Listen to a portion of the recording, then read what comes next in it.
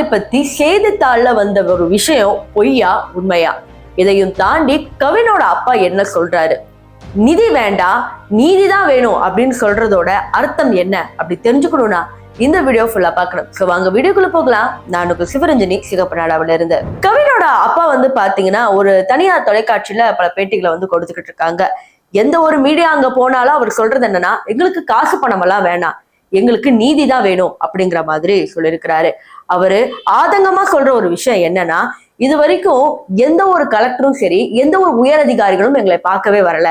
எல்லாரும் வராங்க, காசு கொடுக்க தான் ட்ரை பண்றாங்க. எங்களுக்கு காசு பணமெல்லாம் தேவையில்லை, எங்க பையனோட பாடியை நான் வாங்க மாட்டேன், எனக்கு நீதி கிடைக்கிற வரைக்கும் இதை நான் பண்ணுவேன் அப்படிங்கிற மாதிரி அவங்க சொல்லியிருந்தாங்க.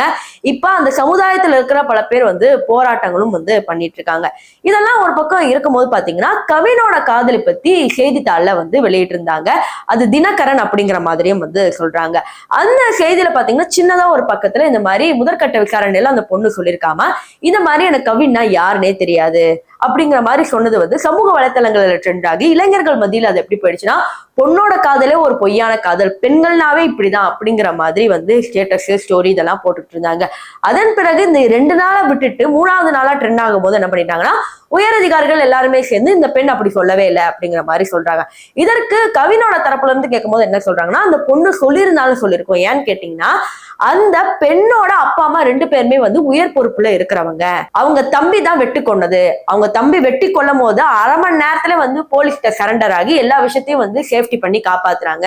கண்டிப்பா இந்த பொண்ணு சொல்லிருக்கிறதுக்கும் நிறைய சான்ஸ் இருக்கு அப்படிங்கிற மாதிரி கவினோட தரப்புலயே சொல்றாங்க. அவங்க அப்பா கிட்ட பேசும்பொழுது ஒரு சில விஷயங்கள்லாம் அவர் மீடியா கிட்ட சொல்லியிருக்காரு. அது என்னன்னா, இந்த மாதிரி சம்பவத்தை அன்று கவினோட தாத்தாவை கவினோட காதலி அவங்க ஒரு சித்த மருத்துவரா இருக்கிறாங்க, அவங்க கிட்ட காமிக்க போயிருக்காங்க. அப்ப என்ன ஆயிருக்குன்னா, தாத்தாவை அங்கே விட்டுட்டு இந்த காதலியோட தம்பி நீ என் கூட ஏறி வா மச்சான், அவங்க கிட்ட கொஞ்சம் பேசணும் அப்படின்னு சொல்லி மச்சா மாமா முறையில தான் பேசியிருக்காங்க. சோ கவினும் அதை நம்பி பக்கத்துல இருக்கிற ஜூஸ் கடைக்கு போலாம் அப்படிங்கிற மாதிரி பேசிட்டு போயிருக்காங்க. ஆனா போனது ஜூஸ் கடை இல்ல, வேற எங்கேயோ தெருவுல வச்சு இந்த மாதிரி மிரட்டிருக்காங்க. இந்த மாதிரி என் சிஸ்டர் கிட்ட எல்லாம் பிரச்சனை பண்ணாத, அவ்வளவுதான் உனக்கு அப்படிங்கிற மாதிரி வாக்குவாதம் போய் கடைசியில மறைச்சு வச்சிருந்த மிளகாப்புடைய மூஞ்சில தூவி அதுக்கப்புறம் தான் அருவாளை வச்சு வெட்டிருக்கிறாங்க. இதுல என்ன நிறைய பேரு சொல்றாங்கன்னா, இந்த தம்பி அப்படிங்கிற இந்த நபர் பல தடவை அருவாளை வச்சு போட்டோ ஷூட் நடத்தி இருக்கிறதா செய்திகள் கிடைச்சிருக்கு, போட்டோவும் நமக்கு கிடைச்சிருக்கு. அப்படி இருக்கிறப்ப தங்கச்சி இதுக்கு வார்னிங் சைன் கொடுக்காம இருந்தாங்களா அப்படிங்கிற மாதிரி தான் நிறைய நெட்டிசன்ஸ் கேள்வி எழுப்பிட்டு வராங்க. என்னதான் கேஷ் சம்பந்தப்பட்ட பல விஷயங்கள் இருந்தாலும் வீட்டுல ஒரு வார்னிங் சைன் இருந்துட்டே இருக்கும்ல.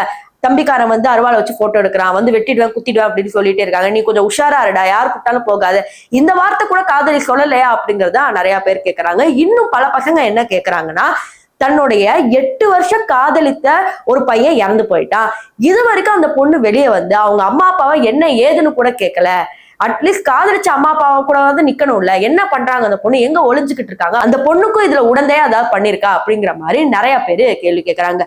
அவங்க அப்பாவும் என்ன சொல்றாருன்னா, அந்த பொண்ணு பல தடவை எங்க வீட்டுக்கு வந்திருக்கு, நான் கல்யாணம்னா இவனதான் பண்ணிப்பேன், குழந்தையும் இவன் கூட தான் பெத்துப்பேன் அப்படிங்கிற மாதிரி நிறைய விஷயங்கள் சொன்னாங்க.